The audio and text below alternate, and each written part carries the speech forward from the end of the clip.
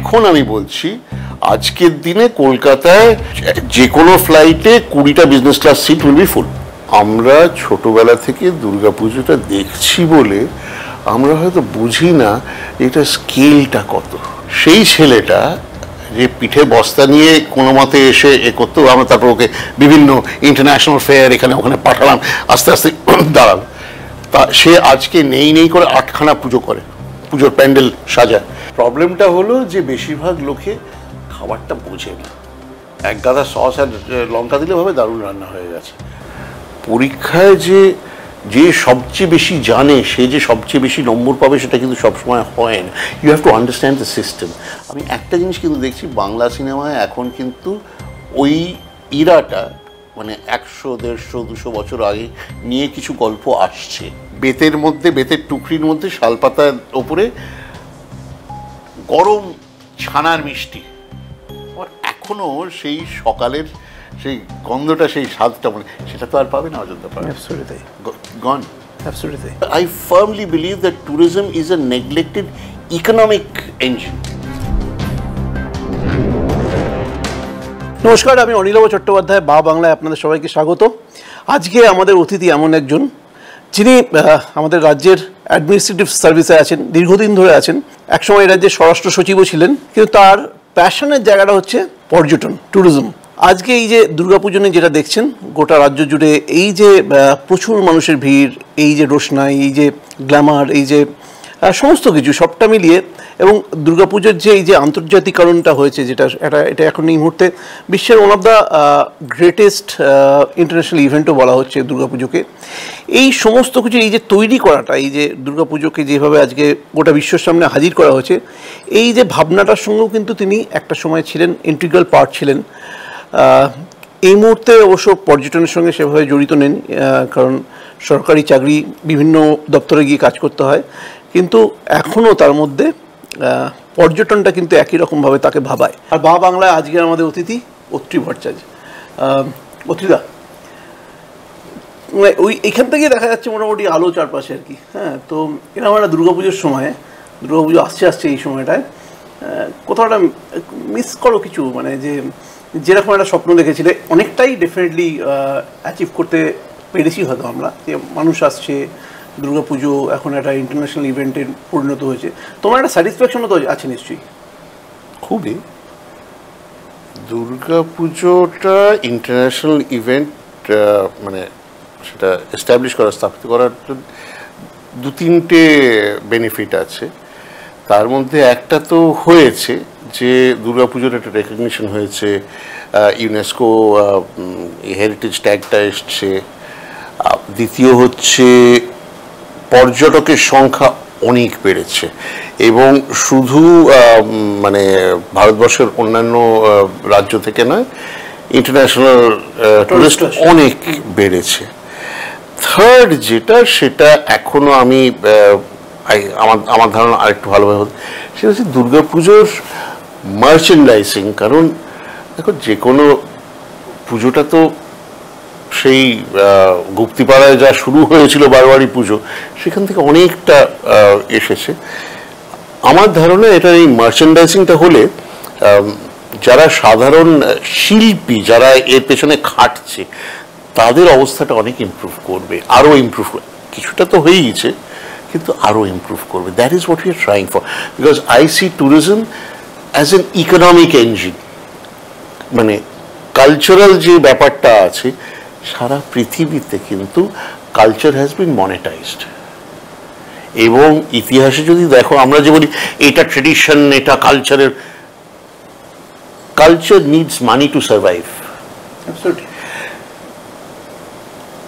প্রাচীন সময়ের থেকে দেখবে যারা ধনী রাজা মহারাজা, তাদের পেট্রোনেজে কিন্তু গান বাজনা সংস্কৃতি হয়েছে। হ্যাঁ, so this is not the way, যে জনসাধারণের সাপোর্টে এখন হবে, বিকজ টাইমস হ্যাভ চেঞ্জড, সেটা করা দরকার।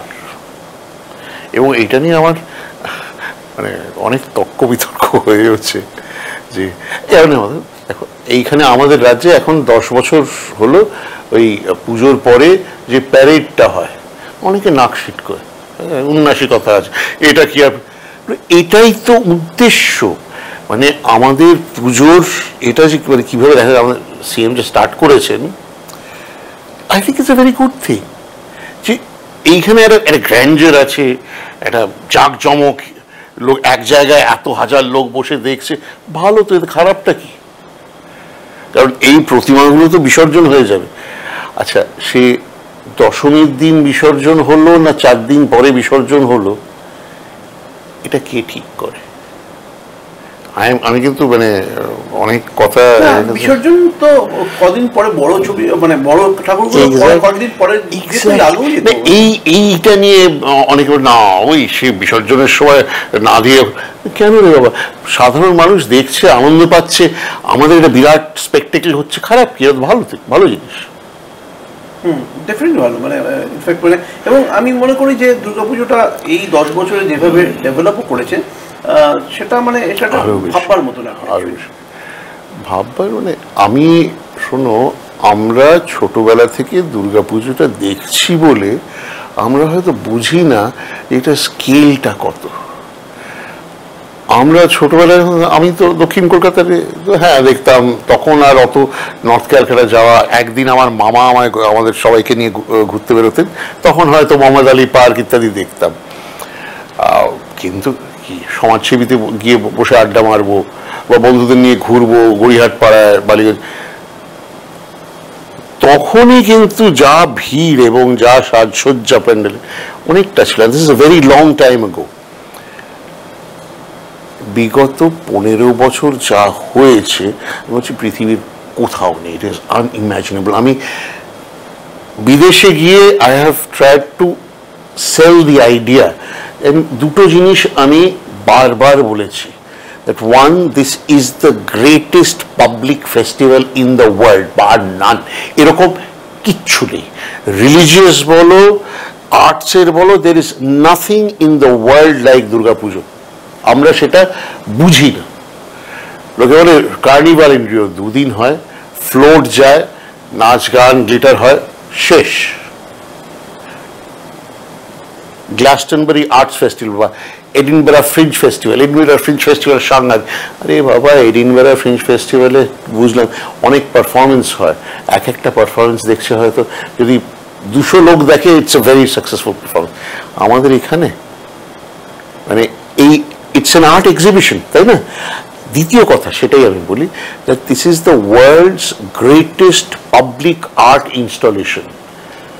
পথে ঘাটে গলিতে এখন, আগে একটা সাবেকিভাবে যেটা হতো যে এই আটচালার প্যান্ডেল, এই প্রতিভা এরকম, সেটাও খুব সুন্দর, কিন্তু সেটার যে কারুকার্য, সেটার যে শিল্প, সেটা কিছু কম ছিল না। কিন্তু এখন পুরো পৃথিবীর থিম নিয়ে দুর্গাপুজো হচ্ছে। কোথাও চাইল্ড ট্রাফিকিং, এবছর একটা দেখলাম হয়েছে অ্যাবাউট অ্যাসিড ভিকটিমস, এবং অনেক সামাজিক ইস্যু নিয়ে কিন্তু ইটস ফ্যান্টাস্টিক। এইরকম আর্ট, ইটস ট্রু আর্ট, একটা ভাবনা নিয়ে সেটা প্রকাশ করে একটা বিরাট ক্যানভাসের ওপর। এবং দুটো জিনিস, একটা হচ্ছে কি ভাবনা প্রকাশ করছে, আরেকটা হচ্ছে কি মিডিয়ামে করছে।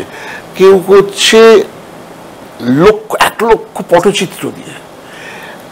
কয়েক বছর একটা দেখেছিলাম রামায়ণের দৃশ্য, ওই অকাল বোধন থেকে শুরু করে রামায়ণের দৃশ্য, কাছে গিয়ে বুঝলাম শাড়ি পাকিয়ে পাকিয়ে রঙগুলো করা হয়েছে, ভাবা যায় না। কোথাও দিয়া দিয়ে সুকুমার রায়ের আবল তাবল শুনছিলাম, লীলা মজুমদারকে নিয়ে একটা থিম করা, এবং তাদেরকে ফিরিয়ে আনা, এই যে মানুষের মধ্যে ফিরিয়ে আনা, ডেফিনেটলি। এবং দিস কম্পিটিশন যে কে কোন এই বছর আমরা তাহলে কি করব, এটা একটা দারুণ ব্যাপার। কিন্তু যে এটা আমি বলি, এটা কমিউনিটির ব্যাপার। এবং এখানে একটা ছোট্ট বলি, যেটা আমি ছোটবেলা থেকে, মানে যৌবন থেকে আমি এটা নিয়ে লেখালেখিও করেছি। তখনকার দিনে যতটা পড়াশোনা, ইন্টারনেট তো ছিল না, যে পুজো না, ওই পুজো, এই বারোয়ারি পুজোর উৎসটা শুধু ধর্মে ছিল না। রাজা নবকৃষ্ণদেব দুর্গাপুজো জাঁকজমক দিয়ে করতে শুরু করেছিলেন। কেন? সাহেবদের ইমপ্রেস করার জন্য। তারপরে আস্তে আস্তে হলো যেটা প্রথমে যেটা হলো সেটা আমি বলেছি, জগদ্ধাত্রী পুজো হলো মুক্তিপাড়ায়, বারবারি পুজো। তারপরে কম্পিটিশন শুরু হলো। এটা কিন্তু 250 বছর ধরে অ্যাকচুয়াল দুর্গা পুজো বলে 300-350 বছর আগে কেউ আমাদের কৃষ্ণনগর থেকে শুরু, সে যাই হোক না কেন 200-250 বছর ধরে তো এই ট্রেডিশনটা আছে যে কম্পিটিশন হবে, কারটা বেশি ইমপ্রেসিভ হবে, সেগুলো তো ছিল। তার সঙ্গে কিন্তু এই ইমপ্রেস করার জন্য নতুনত্ব, একটু অভিনব কিছু করতে, সেটাও কিন্তু 200-250 বছর ধরে হচ্ছে, এখন অনেক বেশি হচ্ছে। সো দিস আউটপোরিং অফ ক্রিয়েটিভিটি এটা পৃথিবীতে কোথাও পাবে না ইন স্কেল। আমার মনে আছে লন্ডনের টেমসের ধারে আমি আমার ওই কি বলে দুর্গা বাই দ্য টেমস না কি করে, আমি ব্রিটিশ কাউন্সিলের সঙ্গে গিয়েছিলাম। আমি যখন বলছি যে 10 দিনে in 10 days there are 40 million people on the roads, 4 কোটি, ওরা একটু মুচকি হাসছে। আচ্ছা ভাই, তোমাদের এইটুকুনি দেশে তোমরা বুঝবে না, you don't understand this numbers. আমাদের একটা পুজোতে, ধরো আমি পুজোতে এই একডালিয়াতে আমার বন্ধু আছে, তার 5তলায় আমরা বসে শুধু দেখি, দের আর টাইমস যে ওপর থেকে রাস্তা দেখা যাচ্ছে না, শুধু মাথা। সাহেবরা এটা বুঝবে, জীবনে দেখেছে।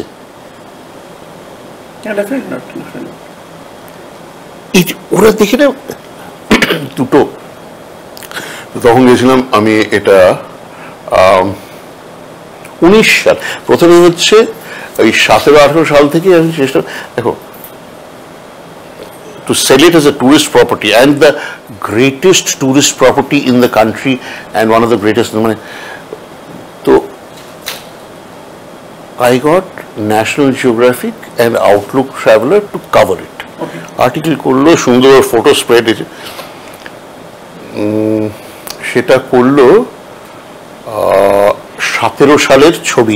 এখানে একটা ধরে দিই যে মানে 2017 থেকে 2017 মার্চে তুমি ট্যুরিজম সেক্রেটারি, সেই সময় তো তখন থেকেই মাথাটা এলো যে মানে এই বিষয়টাকে সামনে নাকি অনেকদিন ধরে মাথায় অনেকদিন। আমি বললাম না যে আমি অ্যাকচুয়ালি ওই কলেজের ঠিক পরে কিছু লেখালেখি, কিছু আর্টিকেল ইত্যাদি যখন কমিশনার, তখন আমি এটা লিখতে গিয়ে ভেবেছিলাম যে এরকম ফেস্টিভ্যাল পৃথিবীতে কোথাও নেই। And mind you, we are talking about Bengal alone. এই দুর্গা পুজো কিন্তু সারা পৃথিবীতে হয়, বুয়েনোস আয়ারেসে হয়, কেপটাউনে হয়, সিডনিতে হয়, প্রত্যেক জায়গায় হয়। এবং সেখানে যাওয়ার জন্যে মানে আমাদের কত শিল্পী যায় সেসব জায়গায় পুজোর প্রোগ্রাম করতে। না, আমি যেটা করছিলাম যে ওরা, সরি খেটা হারিয়ে গেল, ওদের এসব বলে যে দিস স্কেল এরা ভাবতে পারে না। 17 পরে ছবির আর্টিকেলটা বেরোনোর পরে আমি 18 সালে ওই ন্যাশনাল জিওগ্রাফিকের এখানে, unfortunately she is passed away, তো সে লোকাল, তাকে নিয়ে এলাম। সে yes this must be interesting, 3 ঘন্টা আমাদের সঙ্গে ঘুরে না, এবং কেমন লাগছে, I am speechless, I have nothing to express what I am feeling now. মানে ইটস আউটসাইড দেয়ার কম্প্রিহেনশন, মানে জীবনে এসব দেখেনি। আমাদের সমস্যাটা কি, যে বাইরের আন্তর্জাতিক পর্যটক এলে আমাদের যে ইনফ্রাস্ট্রাকচার সাপোর্টটা দরকার, সেটা কিন্তু আরেকটু ইমপ্রুভ করতে হবে। এটাও ঠিক যে গত কয়েক বছরে গুড হোটেল রুমস সংখ্যা অনেক বেড়েছে, আর এটাও ঠিক যে আমাদের পুরো রাজ্যে, শুধু কলকাতা না, পুজোর সময় আমাদের সরকারি organisation starting with the police corporation ইত্যাদি, সকালবেলা মানে 10টার মধ্যে রাস্তা ঝকঝকে, সারা রাত দাঁড়িয়ে পুলিশের we don't appreciate this enough. এটা যে কঠিন, এটার যে কত প্ল্যানিং লাগে, এবং এটা কি দারুণ করে আমাদের এখানে। আমি নাম নেব না, গত বছর দশেরাতে মানে first time in nearly 35 years আমি পুজোর 2 দিন আমি বাইরে ছিলাম। অষ্টমীর দিন বেরিয়েছি, দশেরার দিন যেখানে একটা দশেরা হয়, আমি নাম নিচ্ছি না because it will be critical, বাবু আমি না দেখে স্তম্ভিত। ওখানে যাচ্ছে সেখানকার মুখ্যমন্ত্রী, ডেপুটি সিএম, চিফ সেক্রেটারি, আমার ব্যাচমেট এবং ডিজি। ডেপুটি সিএম ঢুকে যাচ্ছেন শুনছি, বাইরে স্টেডিয়ামের বাইরে 5টা রাস্তা আছে স্টেডিয়ামে যাওয়ার, গিজগিজ করছে লোক, শয়ে শয়ে পুলিশ দাঁড়িয়ে দেখছে। সিনিয়র অফিসার বলতে একটা ডিসি বেচারা গলা ফাটিয়ে চেঁচিয়ে যাচ্ছে, দৌড়ে যাচ্ছে, বাকি কোনো অফিসার নেই। ওই জন্যই তো মানে আইপিএল এর সেলিব্রেশনের স্ট্যাম্পিড হয় আর কি। এটা হতে পারে আমাদের এখানে একটা এ হলে 5টা ডিসি দাঁড়িয়ে থেকে, 2টো জয়েন্ট সিপি দাঁড়িয়ে থাকে, দের ইজ দ্যাট সিনসিয়ারিটি। ওকে মানে কখনোই ভাবে না হ্যাঁ ঠিক আছে এখন ভাই। আমরা স্ট্যাম্পিডে চাপা পড়ে যেতাম, আমার সামনে চিফ সেক্রেটারির গাড়ি আটকে গেল, এটা কি হতে পারে এখানে? আর পুজোর সময়, এটা তো একটা স্টেডিয়াম, পুজোর সময় you think of the scale, কি সুন্দর হ্যান্ডেল করে। আমরা মানে যতই ক্রিটিসাইজ করে পুলিশ এখন, আরে বাবা দিন দাঁড়িয়ে কি করছে। হ্যাঁ শ্রীগুড়িতে যা ভিড় হয় মানে আনবিলিভেবল। এবং এইগুলো যেহেতু বাইরের দেশের লোকেরা দেখেনি, ওদের এনে দেখাতে হয়। যদি এনে দেখাতে না পারি, এর উপরে ডকুমেন্টারি করে মানে বাইরে দেখানো দরকার। এই যে তখন থেকে যে এই যে ক্যাম্পেইনটা শুরু হলো, তারপরে তোমার মনে হয় কি ইউনেস্কো এটাকে আলটিমেটলি একটা রেকগনিশন দিল। এই জার্নিটা কেমন ছিল, মানে কিভাবে হয়েছে পুরো ব্যাপারটা? এগুলোর নানাবিধ আছে। আমার আই এম এ ফিলিস্টাইন, আমার তো আমি বরাবর ইউনেস্কোর ইনট্যাঞ্জিবল হেরিটেজ সার্টিফিকেশন যেটা হয়েছে নিশ্চয়ই খুব ভালো, বাট আমি ওটাকে দেখছিলাম প্রাইমারিলি যে আরো পাবলিসিটি হবে। আচ্ছা, তো it was a very large team effort. আমাদের Centre for Social Sciences, Tapati Thakurta, এটা সবাই, বাট ওটা আগে একবার হয়েছিল, আগেও একবার প্রপোজালটা গেছিল 6 বছর আগে বোধ হয়। আচ্ছা, বাট ইউ সি এগুলো পরীক্ষার মতন। পরীক্ষায় যে সবচেয়ে বেশি জানে, সে যে সবচেয়ে বেশি নম্বর পাবে, সেটা কিন্তু সবসময় হয় না। You have to understand the system. তো আমরা এইবার সেই সিস্টেমটা বুঝে কোনটা, what are they looking for, because you are presenting a case to an international body who may not understand your environment. এখানকার পরিবেশটা সেইটা তুলে ধরে, তো the matter had to be both academic and commercial, factual and descriptive. সেরকম proposal গেছে, we were lucky, এবার হয়েছে, এবং it's a very big thing. এইটার পরে কতটা বদলাও তোমার মনে হয়? বা শোনো, আমি একটা জিনিস আমি কিন্তু পার্সোনালি গর্বিত, এন্ড ইটস ভেরি গুড, যে আমরা যখন ওই ধরো 17 থেকে 18 খুব চাপ দিলাম, তখন কিন্তু you also have to understand যে এখন যা আমাদের হোটেল ক্যাপাসিটি এই 25 সালে, 18 সালে কিন্তু অতটা ছিল না। তারপরে অনেক হয়েছে, ভেবে দেখো, 5 star hotel rooms, 4 star hotel rooms, শয়ে হাজারে ইন ক্যালকাটা অ্যালোন। তো 18 সালে আমরা সেপ্টেম্বর মাসে, তার আগেও এখানে গেছি, এদিক ওদিক গেছি, সেলসম্যানশিপ করেছি। আমরা ইউকেতে 9 দিনে 6টা শহর ঘুরে ঘুরে এগুলো করেছি। আর সেখান থেকে ফিরলাম যখন, আমার খুব ভালো লাগলো। 2জন বড় হোটেলের জিএম আমাকে, এবং তাদের ওপরে যারা কর্পোরেট হেড, তারা বললো যে sir, we cannot believe it, we are almost booked full for 2019 পুজো। ও আচ্ছা, যেটা আগে বোধহয় হতো না, যে 1 বছর আগে থেকে পুজোর এটা মানে পুরো বুকিং হয়ে গেছে, পুজোয় যাব এখনই আমার মানে। এবং অনেকগুলো হচ্ছে আমার কাছে তখন কেউ এই পুজোটা দেখার মতন, তো পুজোটা দেখার মতন চল। এখন রেগুলার কবে যাব, কোথায় যাব, ব্যাঙ্গালোর থেকে, ইউএসএ থেকে, কানাডা থেকে, দিল্লি থেকে লোকে এসে আগে আমাদের ফোন করে, আমি শিওর আমার যেরকম ফোন করে সেরকম অনেকেই, কবে রে, কোনটা ভালো হয়েছে রে। এবং এখন এই যে preview, person I admire very much, Mudar Patherya, যে এই হেরিটেজ লাইটিংটা করছে, বিরাট কাজ করছে, ক্রাউড ফান্ডেড। ও কিন্তু আরেকটা কাজ করছে এবছর, ও আগে রোজ 2টো করে পুজো গিয়ে সেগুলোর রিভিউ লিখছে, আচ্ছা, সোশ্যাল মিডিয়াতে দিচ্ছে। আচ্ছা, কেন? কটা ভিউ হয় দেখো, লোকে দেখছে, তাহলে কোনটায় যাব? বছর 15 আগে ওই গাইড বেরোতে শুরু করলো, হ্যাঁ, এখন তো আর কাগজের গাইড কেউ দেখছে না, এখন everything is electronic, everything is on the net, এগুলো দেখে চলছে। বাট এখানে আমি আরেকটা কথা বলবো, যে পশ্চিমবঙ্গের একটা বাঙালিরা আর কিছু হোক না হোক ব্রিটিশদের কাছ থেকে একটা বাজে জিনিস শিখেছে, সেটা হচ্ছে আন্ডারস্টেটমেন্ট। হ্যাঁ, মানে মন্দ, মোটামুটি এটা মন্দ নয়, ভালো। আরে ধরতে চাই যেটা সবচেয়ে ভালো সেটা বলো, পৃথিবীর সবচেয়ে ভালো, না হলে লোকে জানবে কি করে। তো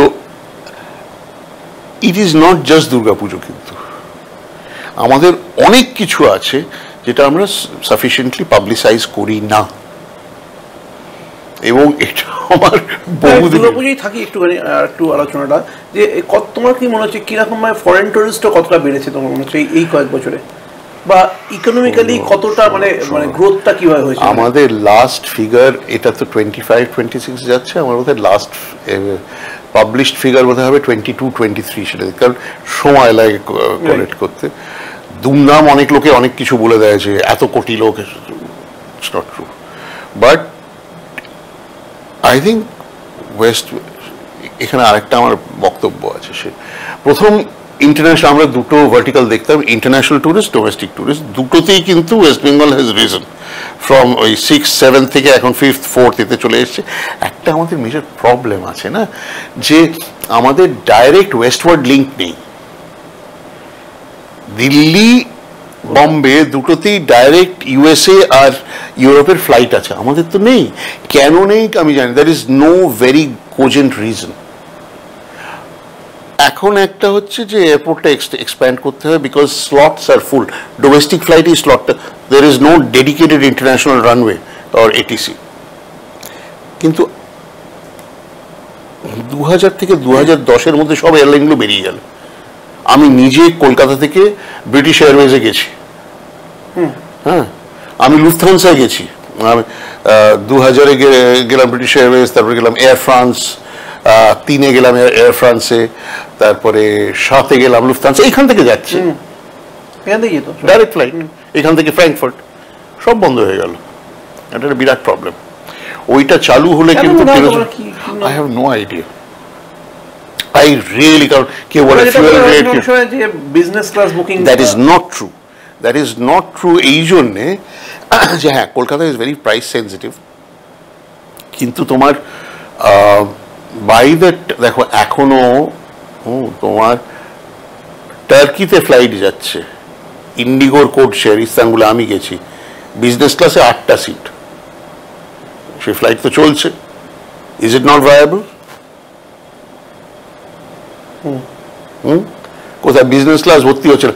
বিজনেস ক্লাস তখন কটা ছিল? তখন ওই 2x2, তখন হোয়াইট বডি ছাড়া এই 2+2 সিটিং এ 12টা-14টা সিট হতো, তারপরে হয়তো 8টা ভর্তি। রিকনফিগার করে ইজিলি করা যায়।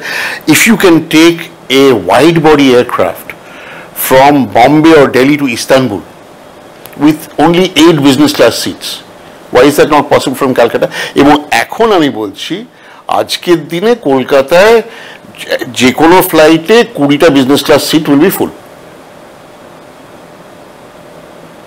কারণ এখন সেই স্পেন্ডিং ক্যাপাসিটিটাও আছে, এখন নাকি স্লট নেই।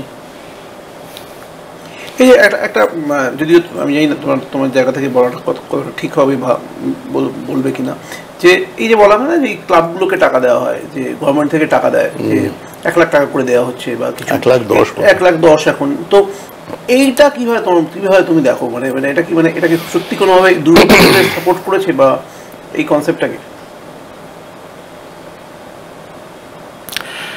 দেখো, এটা সরকারের decision, I can't really comment on this. কিন্তু আমি এটা বলবো যে বড় পুজোতে যা খরচা হয়, মানে আমাদের নেই করে ধরো 30,000 পুজো যদি হয় পুরো রাজ্যে, 20-22,000, তার মধ্যে কিন্তু অন্তত 10-12 হাজারের এই টাকাটার দরকারই নেই আমার ধারণা। কারণ যা চাকচমক, তাদের কাছে আরো 1,00,000 সো বাকিদের হয়তো ইট রিয়েলি হেল্পস দেম। তো ভালো মন্দ মিলিয়ে কিছু তো হয় না। এটা সামহাও কোনোভাবে মানে আমাদের ইকোনমিটাই, মানে দুর্গাপুজোর যে ইকোনমিটা আছে, দুর্গাপুজোর economy mind you is not dependent on government funding, যেটা 2019-এ আমরা কমিশন করলাম, 22-এ বোধহয় রিপোর্টটা ফাইনাল দিল আইআইটি খড়গপুর আর Saint Mary's University joint study করে। তখন ওরা প্রথমে বলেছিল যে size of the economy is 37,500 crore. 37,500 crore. My first reaction is it's an underestimation. আজকের দিনে তো আমি বলবো সেটা 50,000 কোটি হলে। একজন, আমি নাম করছি না, আমার খুব প্রিয় পাত্র, কারণ তাকে আমি 2006 থেকে সাপোর্ট করেছি জুটে, কারণ ও জুটে, আমি তখন জুটে আমার অ্যাসাইনমেন্ট ছিল এবং জুটে কাজ করতো, এখন অনেক মেটেরিয়াল নিয়ে কাজ করে। সেই ছেলেটা যে পিঠে বস্তা নিয়ে কোনো মতে এসে করতো, আমরা তারপর ওকে বিভিন্ন ইন্টারন্যাশনাল ফেয়ার এখানে ওখানে পাঠালাম, আস্তে আস্তে দাঁড়ালো। তা সে আজকে নেই করে 8খানা পুজো করে, পুজোর প্যান্ডেল সাজায়। ওর মেদিনীপুরে পুরো ওয়ার্কশপ আছে, 3 একরের ওপর ওয়ার্কশপ আছে, সেখানে তৈরি হয় 8টা পুজোর যত আর্টিফ্যাক্টস। 3 মাস ধরে এখানে বসে থেকে দাঁড় করায়। অনেক প্রান্তিক শিল্পী যাদেরকে বলি। এবং আমি যে ওই যে প্রথম মার্চেন্ডাইজিং, যে পুজোর পরে এগুলো ভেসে যায়, দিয়ে দেওয়া হয় আর হারিয়ে যায়, এগুলো অকশন করা উচিত। এক একটা জিনিস যে গড়ে, মানে আমরা যখন পুজোর প্যান্ডেল দেখি আমরা হতভম্ব হয়ে যাই, এত সুন্দর কি করে। দুর্গা মিউজিয়াম হয়েছে কয়েকটা, মানে কলকাতায় এই মুহূর্তে, মানে আমার মনে হয় যে দুর্গা মিউজিয়াম সরকার কাহাতক করবে, কটা করবে। আমি বলতে চাইছি যে মানে এগুলোকে তুমি যেটা বলছো যে মানে যেটা মার্চেন্ডাইজ করা উচিত, মানে লোকজন বাড়িতে কিনে নিয়ে যেতে পারে। অ্যাবসলিউটলি সেটা কিভাবে, এবং শুধু mind you, it is not just art works. আমার একটা এক্সাম্পল দিচ্ছি, আমি একজনকে বলেছিলাম যে আপনার এই পুজোটা খুব সুন্দর, আমার এই যে পুরনো লণ্ঠন, যে ওই ঘোড়া গাড়ির লণ্ঠন, হর্স ল্যান্টার্ন বলে যেগুলোকে, সেই রকম লণ্ঠন দিয়ে সাজানো। এমন কয়েকটা দেখবেন আমরা কিছু একটু অফিসিয়াল বিল্ডিংয়ে তো এমনি লাগাতে পারি, যে আমাদের যে পুরোনো বিল্ডিংগুলো। হ্যাঁ, রোমা পুজোর পরে কম বেশি 100-110টা ওরকম লণ্ঠন চলে এলো। আমি 8-10টা বলেছিলাম, চলে এসে উনিও রাখতে পারবেন না, কোথায় রাখবেন? মানে গোটা সেল দিতে হবে। আরে লোকে তো বাড়িতে লাগাবে, ওটা একটা ছোট তার দিয়ে বাড়ি লাগাবে, রেস্টুরেন্টস হচ্ছে এত, ক্যাফে হচ্ছে এত, সেখানে ইন্টেরিয়র করতে লাগবে। Not just art, it's also the fittings. Absolutely, এগুলো সবই তো অকশন করা যায়, and it's a source of income. এইটা কিন্তু আমার ধারণা মাথায় রাখতে হবে। আর ওই দুর্গাঙ্গন যে সিএম বলেছেন, দ্যাটস ওয়ান্ডারফুল। তাহলে best few of each year 1 বছর হয়তো রাখা হলো, I don't know exactly what the plan is. কিন্তু মানে এত পুজো, এত শিল্প, এত বিউটিফুল জিনিস সরকার কাহাতক করবে? সরকারের তো সরকার উপরে, মানে you can't depend on the government to pay for everything. হ্যাঁ, ডেফিনেটলি, সে তো নিশ্চয়ই। সাধারণ মানুষকে তো লোকে তুলে রাখবে বাড়িতে। আর জলের দামে বিক্রি করো, তাও তো কিছু ইনকাম হবে, rather than throwing it away. ভাসিয়ে দেওয়াচ্ছে তো ভালো। তুমি তো মানে আগের গভর্নমেন্ট যখন ছিলেন এখানে এই রাজ্যে তখনও অ্যাডমিনিস্ট্রেটিভ সার্ভিসে ছিলেন, তারা কীভাবে মানে এটাকে পারসেপশন ওয়াইজ কীভাবে দেখতো আর কি? পুজো পুজো এটা মানে এটা একটা সরকার ছিল সেখানে তো মানে পুজোর সঙ্গে যোগাযোগ না থাকাটাই তাদের ইডিওলজি ছিল। তবে অন্যান্য ক্ষেত্রে আমার ধারণা কিছু কিছু না, আমি একদম কমপ্লিটলি বিজনেসের জায়গা থেকে বলছি, আর অন্য কিছু না। Tourism was not taken seriously. This government still takes tourism seriously. আমি বলছি তো মানে তৎকালীন, আমি তখন খুব জুনিয়র, এটা আজ থেকে মোর দ্যান 20 years ago। আমি ইন্ডাস্ট্রি WBIDC-তে ছিলাম, তৎকালীন চিফ সেক্রেটারি ছিলেন Ashok Gupta, wonderful gentleman and very kind and accommodating. আমি তখন কত জুনিয়র, একটা কি একটা প্রেজেন্টেশন দেওয়ার ছিল, সেইখানে সুযোগ পেয়ে আমি ওনাকে মিনিট 20 আমি বুঝিয়েছিলাম স্যার এইগুলো এই শুধু মানে বড় শিল্পে এত সময় এত টাকা ব্যয় যা করছে তার একটা অংশ যদি আপনি ট্যুরিজমে দেন অনেক বেশি এমপ্লয়মেন্ট ক্রিয়েটেড হবে। দিস ইজ আ ফ্যাক্ট যে হেভি ইন্ডাস্ট্রিতে পার ক্যাপিটা যত চাকরি সৃষ্টি হয় তার কিন্তু 8 থেকে 10 গুণ হয় সার্ভিসেস অ্যান্ড ট্যুরিজমে। মানে to put it in perspective, তোমার আজকের দিনে হেভি ইন্ডাস্ট্রিতে 1 crore 20 lakhs to 1 crore 30 lakhs of investment with luck will create 1 job.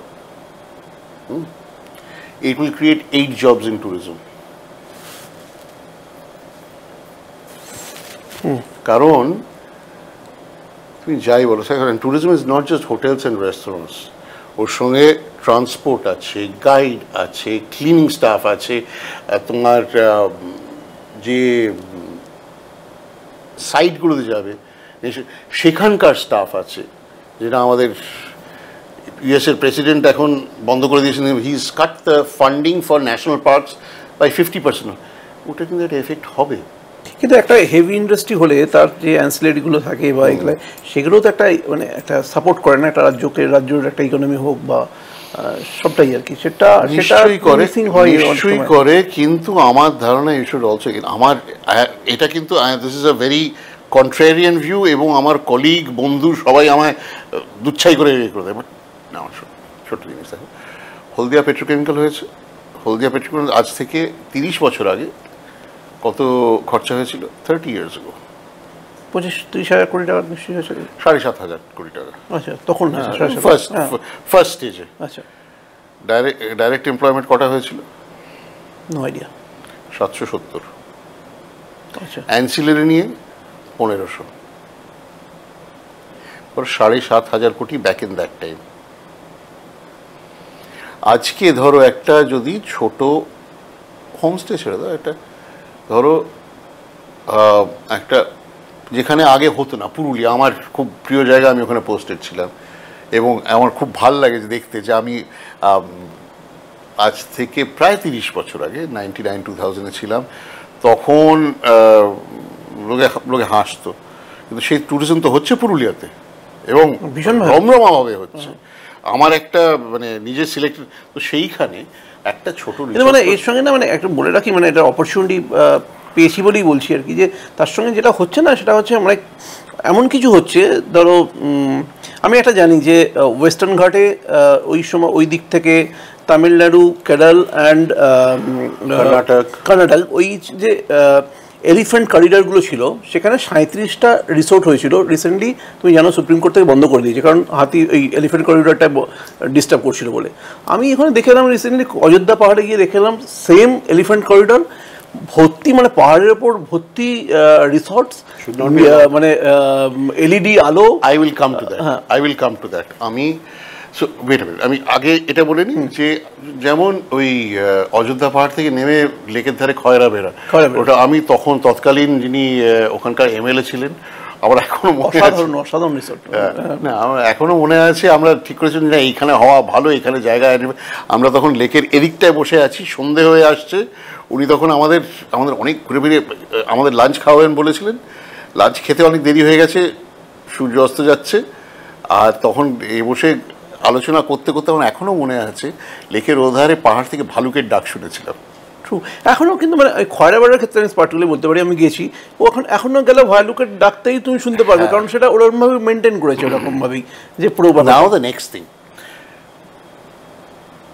tourism also needs to be regulated. Absolutely. যে কোনো জিনিসের বেশি হওয়াটা তো ভালো না, অধিক ইন্ডাস্ট্রি যেখানে বেশি হয়, ব্যাঙ্গালোরে আমি দেখেছি আলসুর লেকে ফেনা উঠছে, কেন? Unregulated chemical discharge. But that is a lack of regulation, it's not the fault of the, এই যে ইউএসএতে যে ওরা বলে যে না না গানস ডোন্ট কিল পিপল, এই যে this proliferation of fire arms, হ্যাঁ আজ মানে 350 কেসেস অফ মাস শুটিং হয়েছে এই বছর ইউএসএতে।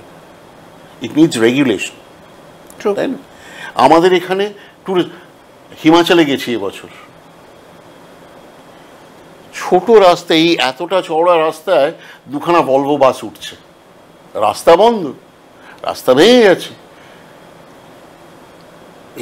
জঙ্গল সাফ হয়ে যাচ্ছে।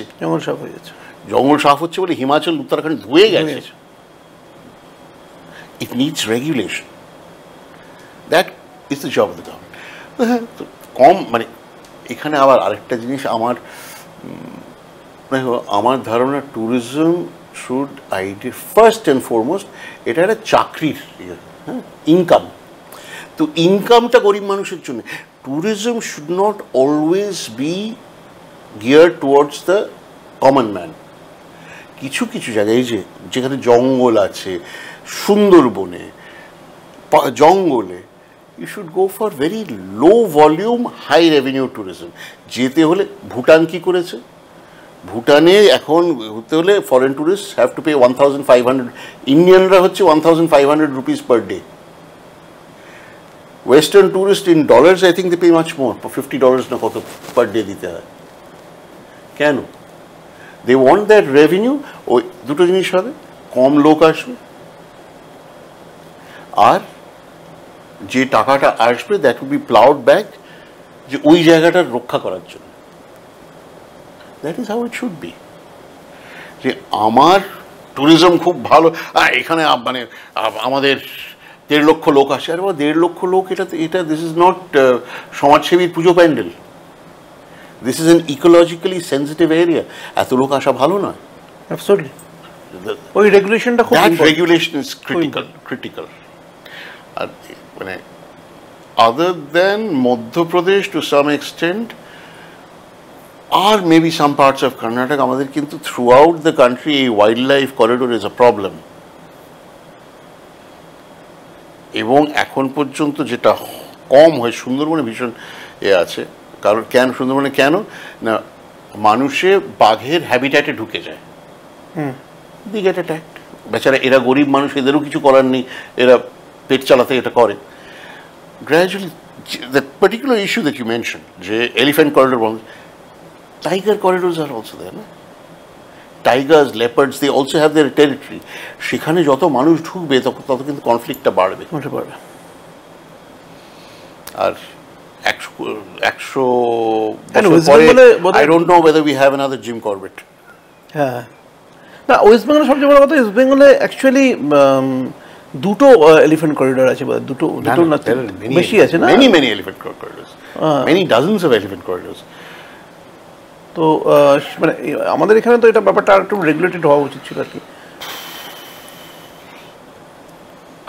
I have not studied enough about this to make any statement. আমি I was very upset, মানে আমি যখন অযোধ্যা পাহাড়ে গিয়ে দেখলাম, ওর উপরে গিয়ে যে লেভেল অফ রিসর্ট দেখলাম, এখানে এলইডি থেকে আরম্ভ করে বিয়ে বাড়ি, ডিস্ক, ডিজে বাজে, দুটো জিনিস হয় জানো তো। এক তো হচ্ছে ইকোলজিক্যাল ড্যামেজ, ওয়াইল্ড লাইফ ইত্যাদি, আর জায়গাটা চার্মটাই চলে যায়। অ্যাবসলিউটলি তাই। আমার প্রথম স্মৃতি অযোধ্যার কবে জানো, 1978-9-এ আমার মনে আছে, অযোধ্যা পাহাড়ের ওপরে একটা 2 কামরার ফরেস্ট গেস্ট হাউস ছিল, বাবা সেটা বুক করেছিলেন, আমাদের নিয়ে গেছিলেন। আশেপাশে কিচ্ছু ছিল না, মাটি, লাল মাটির রাস্তা, হ্যাঁ, শালপাতার গন্ধ, সন্ধ্যাবেলা পাখির ডাক, ভোরবেলা উঠে আমি বসে আছি, দেখছি ওই খেজুর রস নিয়ে আসছে ভোরবেলা, খেজুর রস নিয়ে নীরা, নীরা। বাবাকে ডাকলাম, আই ওয়াজ খুব ছোট ছিলাম বেশ, তো টাকা নিয়ে তখন নীরা নিলাম ওদের কাছ থেকে। তারপরে ওই বেতের মধ্যে, বেতের টুকরির মধ্যে শালপাতার ওপরে গরম ছানার মিষ্টি, এখনো সেই সকালের সেই গন্ধটা, সেই স্বাদটা, মানে সেটা তো আর পাবে না অযোধ্যা পাবে, গন, সেটা এখনো কিন্তু যদি চাও, যদি if you try to preserve it, তাহলে ওই বাঘমুন্ডি, ওই ওনার সাউথ ইস্টার্ন ব্লকটা, ওইখানে এখনো পাওয়া যেতে পারে, কারণ ওখানে tourism has not taken of that. Tourism হলে না এর কম কম করে করা ভালো এইসব জায়গায়। দুর্গাপুজো ইজ অ্যাবাউট নাম্বারস, তো এইখানে বেশি করে করা ভালো, কিন্তু once you go into the lap of nature, তখন let nature have her due. তো একটা জিনিস হচ্ছে যে মানে যেটা দেখা গেছিলো যখন তুমি ধরো ট্যুরিজমটা দেখছিলে আর কি তোমার জায়গা থেকে, যে এই যে গভর্নমেন্টে, আমি নিজেও গেছি সে সময় দু একটা জায়গায় দেখেছি যে গভর্নমেন্টের যে গেস্ট হাউসগুলো আছে বা যেগুলো ছিল, সেগুলোর একটা মানোন্নয়ন যাকে বলি আর কি আমরা, যেটা মানে সবগুলোর ফ্যাসিলিটি বলো, সেগুলোর যে আপলিফমেন্ট বলো, সেটা হয়েছিল একটা। তো এইটা তোমার এই সেক্টরটা সম্পর্কে তোমার কি অ্যাকচুয়ালি ভাবনা বা কি হতে পারে আর কি? ওটা একটা কারণ ছিল। আমি যখন জয়েন করলাম, তৎকালীন মন্ত্রী আমার তখন মনে হয়েছিল যে খুব ভালো, তৎকালীন যিনি মন্ত্রী ছিলেন তিনি বলেছিলেন যে এগুলো জানেন তো, আমাদের সেই লজ বললেই কিরম মনে হয় এই তারের ওপর গামছা শুকোতে দিয়েছে। ঠিকই আছে, ভুল বলেননি, কারণ lodge. So we took up a campaign, এবং I have to say the government was positive, funding ইত্যাদি হয়েছিল। তো যে আমাদের WBTDCL এর যে কটা প্রপার্টি আছে অ্যাক্রস দ্য স্টেট, সেগুলোর একটু, it doesn't take very much, মানে তো আমরা we got a panel of architects, designers, basic একটা করে, then we started doing walkthroughs, যে একটা এতে একটা ঘরে ঢুকে একটা মানুষের কী দরকার, যারা এসে থাকবে তাদের কী দরকার। হ্যাঁ, যেমন ঢুকে যদি আমি ঘরে ঢুকলাম, সুইচটা ওইখানে, অসুবিধা হবে না। So little things, do a walk through, ঢুকে সুইচটা কোথায় থাকবে, উঁচুতে থাকলে খুঁজে পাবো না, ঢুকে প্রথমে একটা সুটকেস রাখার জায়গা দরকার, আলমারি দরকার, খাটের দুপাশে রিডিং লাইট দরকার, মোবাইল চার্জ করার পয়েন্ট দরকার, বাথরুমে বেসিনের ওপর আলো দরকার একটা। সো দিস লিটল থিংস কী কী দরকার এমন করে আমরা টেমপ্লেট করলাম SOP করে, and then we launch this entire initiative, যে সবকটা। এবং I am happy to say যে এখন যা অবস্থা, I am very proud of কয়েকটা জিনিস যে হয়েছিল এখনও চালু আছে, ঘরগুলো ভালো আছে। ঘরগুলো আমি তোমার ছবি দেখাতে পারি, আমার ফোনে আমি রাখি ট্যুরিজম প্রপার্টিগুলোর ছবি, যে সেগুলো কিন্তু সুন্দর, লোকে দেখে বলবে না যে, আমার বাইরের লোকেদের যখন দেখেছে, ভাই ইয়ে তো সরকারি নেই লাগতা। হ্যাঁ, অ্যাবসলিউটলি। হ্যাঁ, আনফর্চুনেটলি সরকারি বলতে কিন্তু একটা অন্য মডেল ভাবে, এটা চকচকে ঝকঝকে, almost luxurious and definitely comfortable, guaranteed এবং দ্বিতীয় জিনিসটা দেখেছি, যেমন আমরা ওই যারা রান্নাঘরে কাজ করে তাদের পার্ক হোটেলের কাছে এতে ট্রেনিং করিয়েছিলাম। ও আচ্ছা, তাই? আচ্ছা, এখনও গেলে মানে যদি if you want a special lunch, আমাদের পাহাড়ি এতে হোয়াইট গ্লাভ পরা ওয়েটার একেবারে বিউটিফুল চিকেন ক্লিয়ার স্যুপ থেকে, রোস্ট চিকেন থেকে জ্যাম রোলি পলি সার্ভ করে দেবে। আচ্ছা, একেবারে কোর্স বাই কোর্স। এবং সবচেয়ে বড়, আমি প্রথম যেটা করেছিলাম, এটা কিন্তু একটা গল্প, সেটা হচ্ছে যে আমি প্রথম যখন গেলাম একটা নর্থ বেঙ্গলে 3 দিনে আমি 9টা প্রপার্টি ঘুরেছিলাম, মানে 1200 কিলোমিটার ঘুরে। প্রথম যেটা গেছিলাম দেখেই আমার মন খারাপ হয়ে গেছিলো, যে লোকের হ্যাঁ হ্যাঁ এসে কী হয়েছে, তুই দাড়ি কামাননি কেন? না স্যার আজকে ইউ দ্য ম্যানেজার, পায়ে চটি, একটা ময়লা শার্ট পরে আছে, একে দেখে কাজ করতে জান দাড়ি কামিয়ে জুতো পরে না স্যার মানে you go and do it, 15 মিনিটের মধ্যে you come back or you leave করে। আমি তখন তৎকালীন যে এমডি টিডিসিএল যে ছিল তাকে ফোন করলাম যে এটা কী হচ্ছে। ওর কথাটা আমার এখনও মনে আছে, এরকম লোকের সঙ্গে কাজ। Sir should I suspend or only show cause?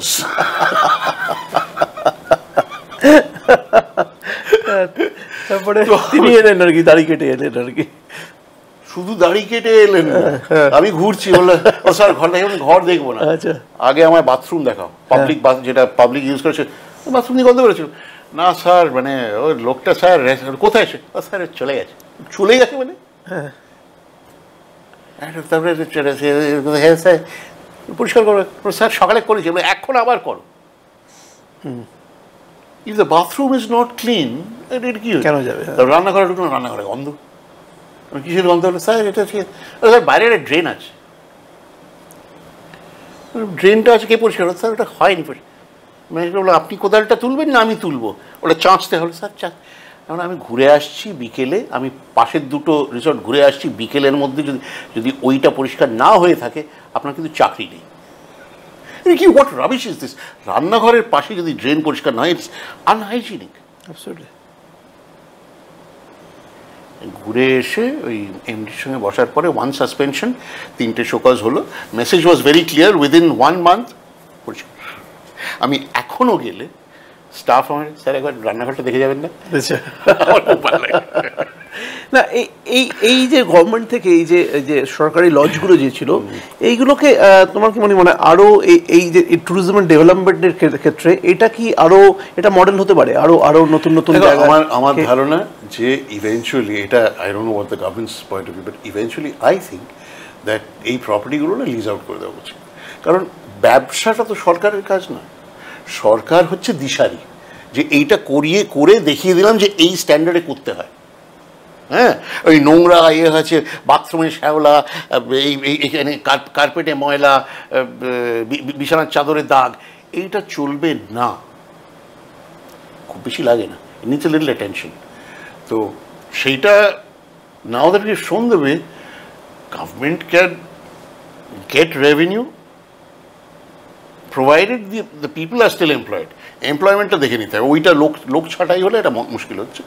But থাক, প্রাইভেট লোকে চালাক, late government B the guide. Government should be the steering. Government engine রুমে থাকতে হবে না।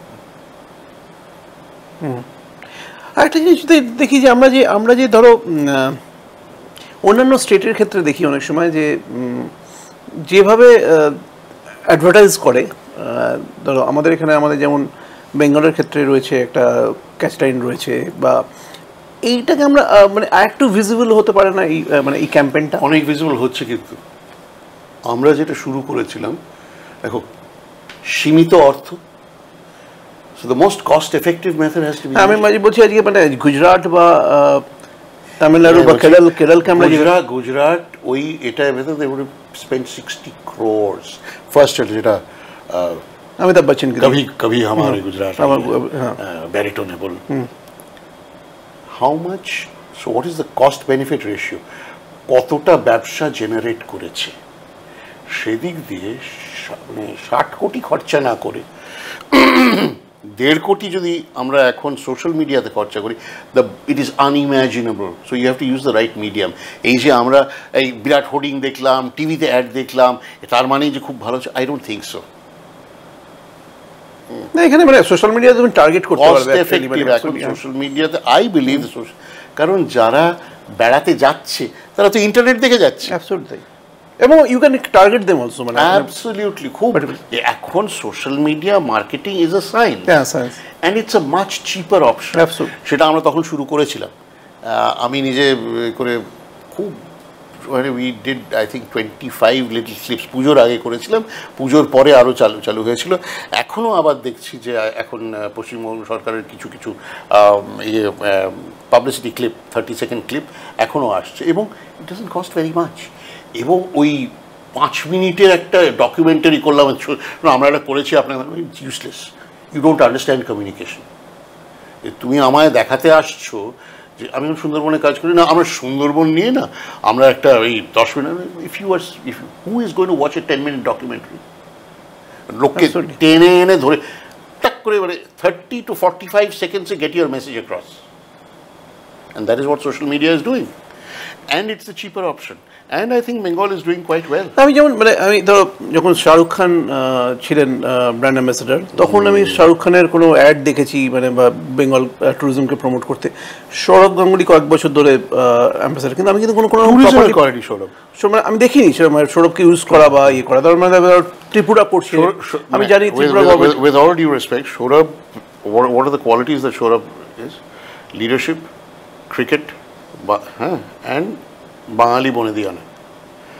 So সেখানে if I use him, মানে that subject never came up. আমি যখন ছিলাম it never came up যে সৌরভকে ইউজ করা ছিল না। তবে আমি না সবসময় I believe in এর কম খরচায় যেটা পাওয়া যায়, সস্তা সুন্দর টিকাও। সুতরাং ওই বিরাট করে বিরাট খরচা করে একটা ওটা আই স্টে, আমি খুব একটা সেটার সাপোর্টার নই। আচ্ছা, ছোট ছোট করে করো। What are we trying to publicise, মানে I'm telling you, getting 1 million views of a 30-second slot is better than getting 50,000 views of a 3-minute film. True, absolutely true.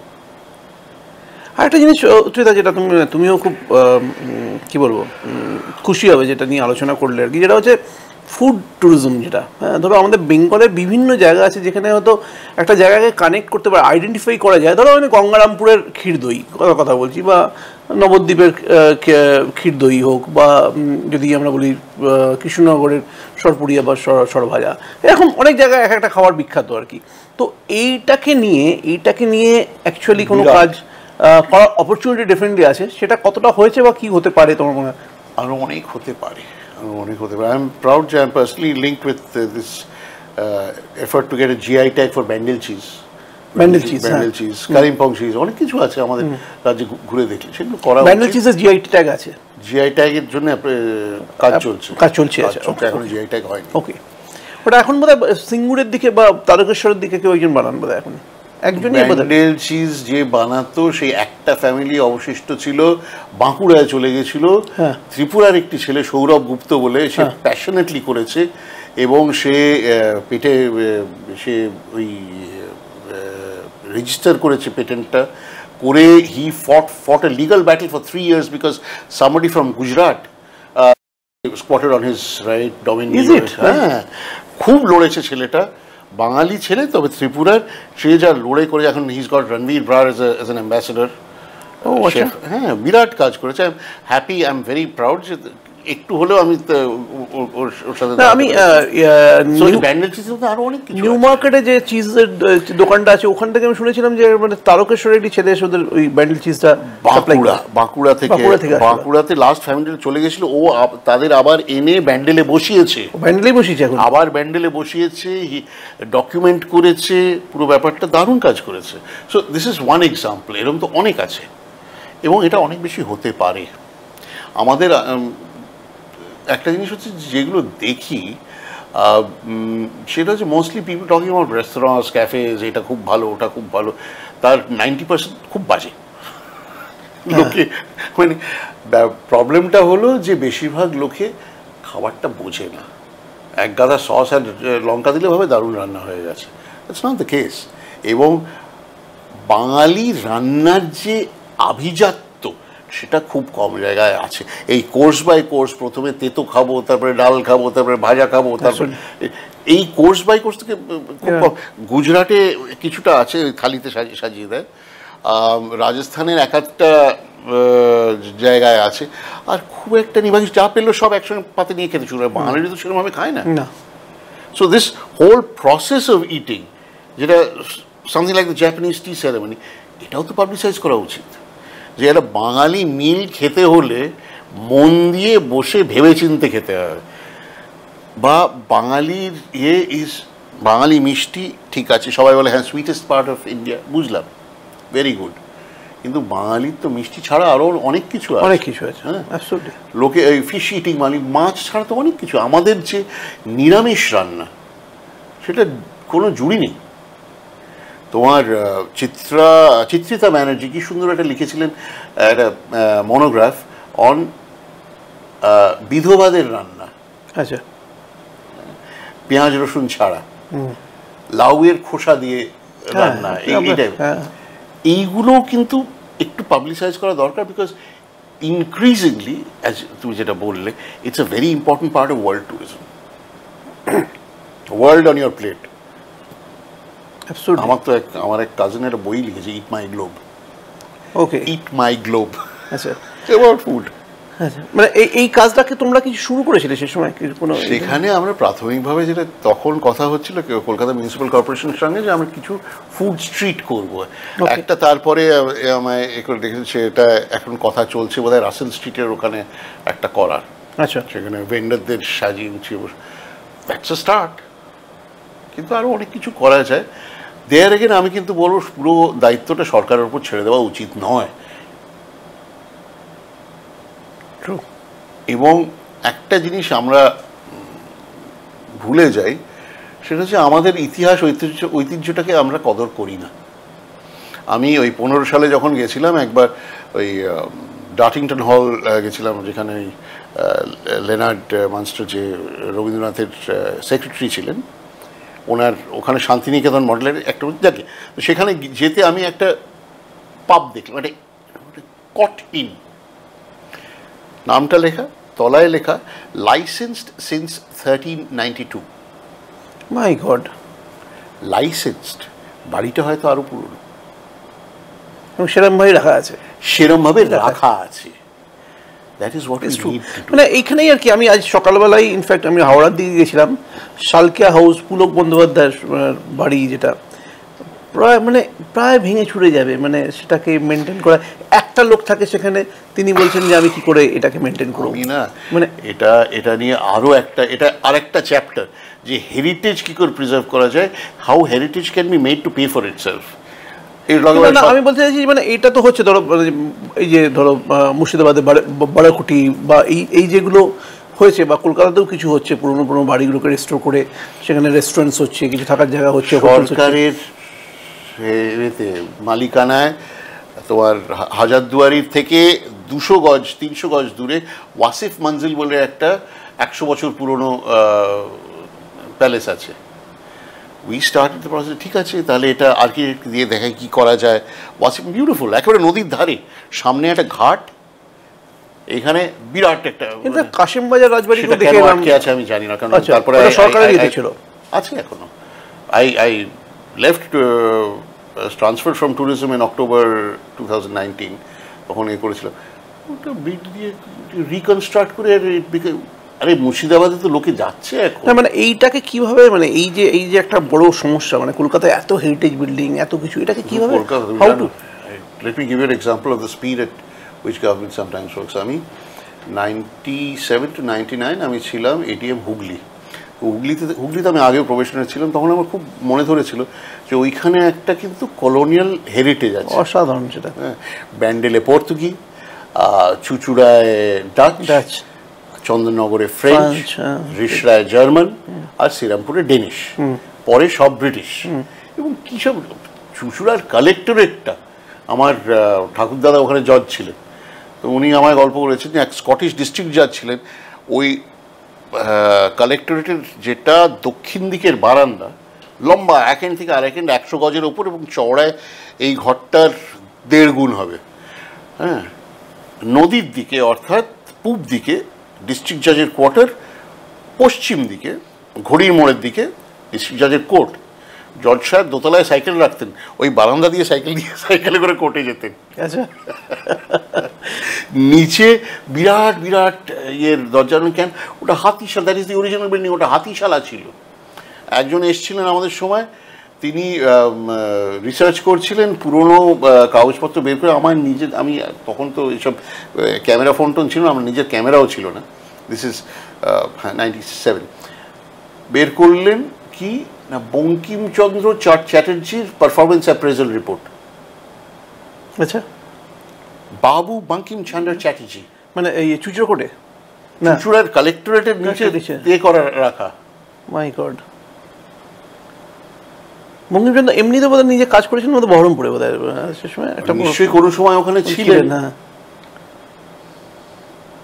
কারণ ওখানে অসাধারণ ছবি, এগুলো আমরা প্রিজার্ভ করতে। মানে ইনফ্যাক্ট মানে যদি ওই চন্দ্রমার মিউজিয়ামটা দেখি বা ওই ডেনিস ট্যাভার্নটা দেখি, কিছুটা অসাধারণ। ডেনিস ট্যাভার্ন দেখো, তখন আমার ধারণা হলো, তখন আমাদের সেক্রেটারি ছিলেন জয়ন্ত সান্যাল, ট্যুরিজম সেক্রেটারি, ওনাকে ডিএম বললো হ্যাঁ আপকা জো করনা কিজিয়ে। তো that was when I wrote a paper on the possibility of heritage tourism and heritage tourism circuit along the river. This is 1998. আচ্ছা, সেটা কতটা অ্যাচিভ হয়েছে তোমার মনে হচ্ছে? শোনো 98-এ হলো এটা। 2009-10 সালে আমি দেখলাম যে তৎকালীন সরকার একটা স্টেটমেন্ট দিয়েছে যে এটা আছে। পড়ে দেখি উমা, কিন্তু আমার লেখা। 12 বছর পরে ওটা কেউ বের করে ছেড়ে যাবে, আবার চুপ। আবার 16 সাল থেকে ইভেন্চুয়ালি হয়ে, I think around 2018 the Denmark tavern, ডেনমার্কের যে লাইব্রেরি, ন্যাশনাল লাইব্রেরি অর্গানাইজেশন, ওরা এসে বিরাট হেল্প করে, তারপর আইএনসিএ থেকে ফান্ডিং করে, হেরিটেজ কমিশন থেকে ফান্ডিং করে শ্রীরামপুরে সেন্ট ওলাফ চার্চ হলো, ওই চত্বরটাই এখন ইমপ্রুভ হচ্ছে।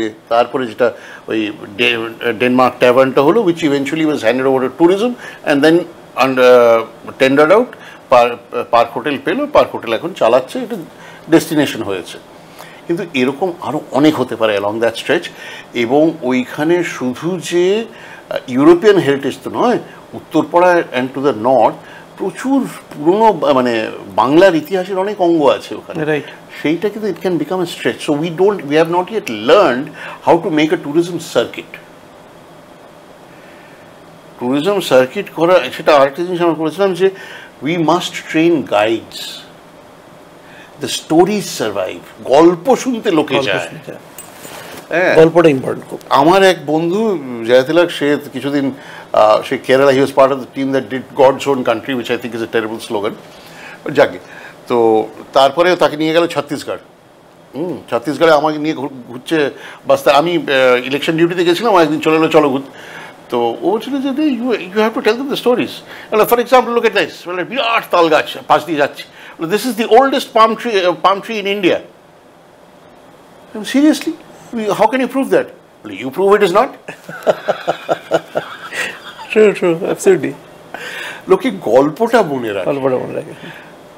মান্ডুতে যাও, হ্যাঁ, বাজ বাহাদুর আর রূপমতির প্রেমের গল্প ওখানে শুনবে। There is no historical evidence যে রূপমতি ওখানে ছিল।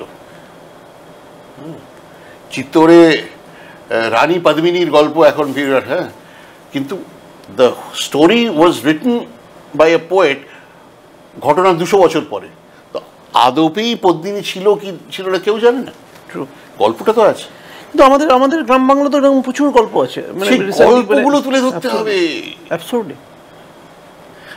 আমরা ছোটবেলায় কি করতে, ছোটবেলাতে যখন ইন্টারনেট ফিন্টারনেট এত ছিল, গল্প শুনতাম তো নিশ্চয়ই। হ্যাঁ, বাঘের গল্প, ভূতের গল্প, রাজার গল্প ছিল তো, আছে আমাদের এখনো গ্রাম বাংলা কেন শহর বাংলাতেও আছে।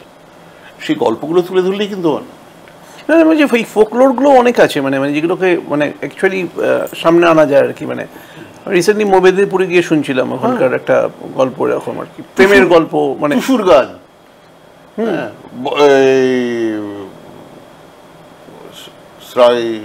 বসন্তের সময় টুসুর গান, ওই টুসুর ইয়ে নিয়ে আমাদের টুসু নাইতে গেল করে নদীতে নিয়ে যায়। রাইট। কতদিন থাকবে জানি না, unless you try to preserve it. তো একটা জিনিস, মানে এই যে কলকাতা বা এই যে তুমি যেটা বলছিলে, যেটা অ্যাডজাসেন্ট যে এরিয়াগুলো বা একটু দূরের দিকে, ধরো ধান্যকুড়িয়ার রাজবাড়ি, যেগুলো অ্যাকচুয়ালি জানি না কত বছর থাকবে, এইটাকে কিভাবে রেস্টোর, মানে কিভাবে, মানে আমি নাম নেব না, সংরক্ষণের জায়গাটা কি হতে পারে? সংরক্ষণের জন্য কিন্তু একটু অ্যাওয়ারনেস দরকার, এবং যারা করতে যাচ্ছে তাদের কিন্তু একটু পড়াশোনা করে এখন স্যাডলি অনেকে হ্যাঁ করে দেবো। আমি নিজে দেখেছি একটা রাজবাড়ি, তার সামনে 7খানা মাহগানি গাছ কাটা হয়ে গেছে। কেন? ওই সিনেমা শুটিং হচ্ছিল তো, 100-150 বছর পুরনো মাহগানি গাছ 7খানা কেটে দিয়েছে। আমি ছেলেটাকে বলেছিলাম তোমায় মারবো, ওরা স্যার এরকম বলবেন না, কী করেছো এটা, কি এটা একটু বলি।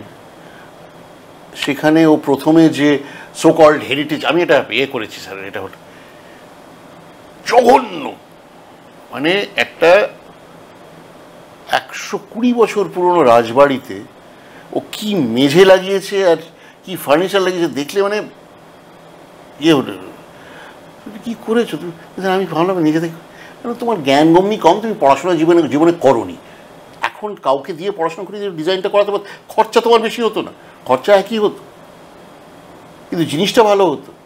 সো এই উইদাউট ডাইরেকশন নলেজ করতে গেলে কিন্তু এগুলো নষ্ট হবে। এই পাশের বাড়িটা এখন আজকে ওটার 106 বছর বয়স, ঠিক আছে, ভিক্টোরিয়ান স্টাইলে করা দোতলা বাংলো, ওতে ফলস সিলিং 16.5 ফুট সিলিং নামিয়ে 11 ফুটে করেছিল ফলস সিলিং। কেন না স্যার, ফলস সিলিং আলোটা, no idea about heritage, for সানমাইকার দরজা লাগিয়ে দিয়েছিল। তো এইগুলো যাতে না হয় তার জন্য there should be greater awareness, there should, মানে তখনকার দিনে কি ছিল, কত সুন্দর ছিল, আবার ওই গল্পগুলোই কিন্তু আনতে হবে। আমি একটা জিনিস কিন্তু দেখছি বাংলা সিনেমায় এখন কিন্তু ওই ইরাটা, মানে 100, 150, 200 বছর আগে নিয়ে কিছু গল্প আসছে। অ্যাবসলিউটলি আসছে। আর কত বছর চাকরি আছে? সামনের বছর রিটায়ারমেন্ট। তারপরে আশা করি তুমি যেভাবে ট্যুরিজমটাকে নিয়ে ভেতরে, আমার প্যাশন, কারণ আমি বহু বছর, আজ না 30 বছর 35 বছর ধরে I firmly believe that tourism is a neglected economic engine. এটা ইট ক্যান, স্পেশালি পশ্চিমবঙ্গের মতো রাজ্য যেখানে উর্বর জমি, বেশি জমি নিলে, if you take land for industry, তাহলে ফসল কমে যাবে। এটা সরকার বুঝবে কতটা দেওয়া যায়, কতটা নেওয়া যায়, এই নিয়ে মানে the issue of agricultural land has toppled one government not so long ago, তাই না? ট্রু। তো সেইখানে something like tourism which is, যেখানে জমি, ইনফ্রাস্ট্রাকচার, খরচা অনেক কম, অথচ চাকরি তৈরি হচ্ছে, isn't that a good way forward? মানে আমি একটাই রিকোয়েস্ট করবো বা আশা করবো যে তোমাকে, মানে এই একটা বছর পরে যখন এই সমস্ত কিছু থেকে মুক্ত হয়ে যাবে, তুমি অ্যাটলিস্ট ট্যুরিজম নিয়ে আরও কিছু কাজ করবে, এটুকু এক্সপেক্ট করতে পারবো। যদি কেউ ভাবে যে আমি মানে ট্যুরিজমে কাজ করার যোগ্য, তার সঙ্গে করবো। হ্যাঁ, ডেফিনেটলি। তো আজকে এই অবধি শেষ করছি। Thank you so much. আপনারা, আমি বেশি বললাম। হ্যাঁ, না ডেফিনেটলি, মানে আপনারা বাংলা ভালো লাগলে, আজকের ভিডিওটা ভালো লাগলে আপনারা অবশ্যই লাইক এবং আমাদের চ্যানেলটাকে সাবস্ক্রাইব করবেন। Thank you so much. নমস্কার।